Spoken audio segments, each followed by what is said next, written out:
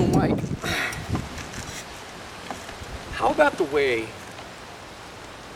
this guy plays this game of, I am too important, I am so above you media guys, I am the Pope, right? I'm all this shit, right? Wow, he's micromanaging the cycle, like BBC. You know, you've got minute by minute direction of, you have to do, well, contradictory direction of, you have to do this, you have to do this, you have to do this, you have to do this, tell him this, cave him in this way, do that, you gotta, rip him a new asshole here, you gotta do this, you gotta do that, why aren't you doing this, why aren't you doing that? And the second his name comes up and they want an interview, are you kidding me? The gall to ask me, like, I've got time for this shit? And that's all he's been doing, right? Exactly. Okay. His excuses of, I don't have time to talk to the media, he did it with the St. Pete Times, he did it with the BBC, he's done it with everybody that's ever requested anything except for back with Nightline. Right. And the earlier 98 St. Pete Times ones. And of course, both all set up and of course, those require 9 to 10 months of preparation, rehearsal. I mean, how many times for Nightline? For 9 months, the guy was in my office. You'd get called up, and he'd go into this 8-hour freaking. Well, this is what I'm gonna tell him. Now, Ted, put up. 9 months. Yeah, 9 months. 9 months. Okay. 9 Ask me another months. question. Ask me another question. Ask me another question. Watch this. If he asks me this, okay? Ask the question. Boom, ask the question. Then he goes off in a 20-minute monologue. Okay? Okay, but you want to talk about you talked about the St. Pete Times, though. Remember the St. Pete Times, how many times during McPherson, because they covered it regularly. Right. And he was in that building the entire time dictating every legal and PR move, where we'd get on the phone and he'd have a pad and you had the phone on conference on mute. Right. And when you talked, you had to take mute off to talk, right?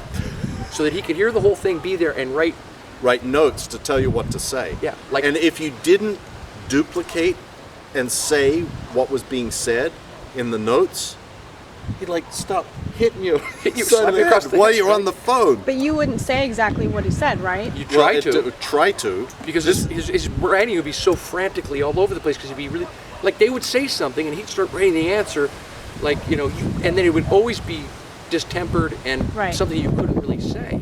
So you were having to try to translate it so that you wouldn't sound like a lunatic. I'll give you an example. I mean, you'd be on there and he'd be going through the conversation, and then you'd have these huge comm lags. I mean, they thought we were cult members. Because you're waiting for him to finish writing. Right. And then you start saying, as he's writing, he'd be going, say it, you motherfucker, say it. And you'd be saying it, and he'd still be writing. And then you'd read everything that he'd said, and then you're waiting for the rest of the sentence to come. So you stop halfway through the sentence. You sound like a lunatic. And so you can't get the sentence down, and so you stop, and he's then he's hitting you while he's like this, right? Okay, so I remember distinctly one time when Tom Coleman, I had one of those comm lights going on, and Tom Coleman goes,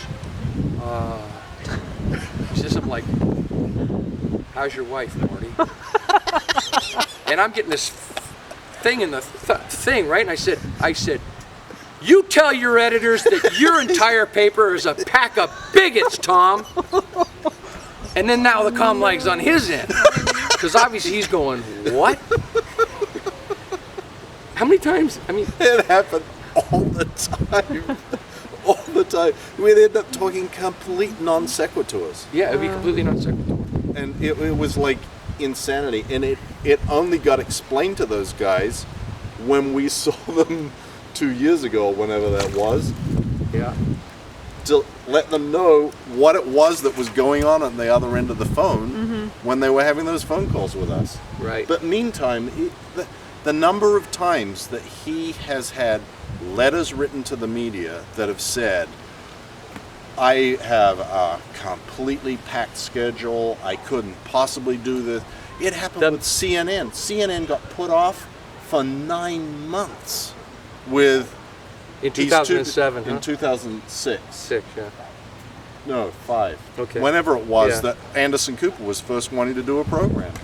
And it went on, and there's long letters sent to CNN about how he doesn't have time, he's too busy, he won't have time till November. This is in February. He won't have time maybe until November. And this was a puff piece. It was a puff piece that I work to get set up to be a puff piece. Right. It was going to be an hour-long program on Scientology with interviews with all the celebs, tours of all the facilities, everything. Right. And Miscavige got bent out of shape because he thought I was trying to usurp his role by me being the one that was going to talk to the media instead of him. You negotiated the deal over a several-month period, educated them, got their agreement to do a What is Scientology piece. Like, tell me what happened then. I mean, they're literally, at that point when you reported. He then says, what the fuck are you doing? And then has me in front of everybody in the hall going, who do you think the world wants to hear from? This little SP or me?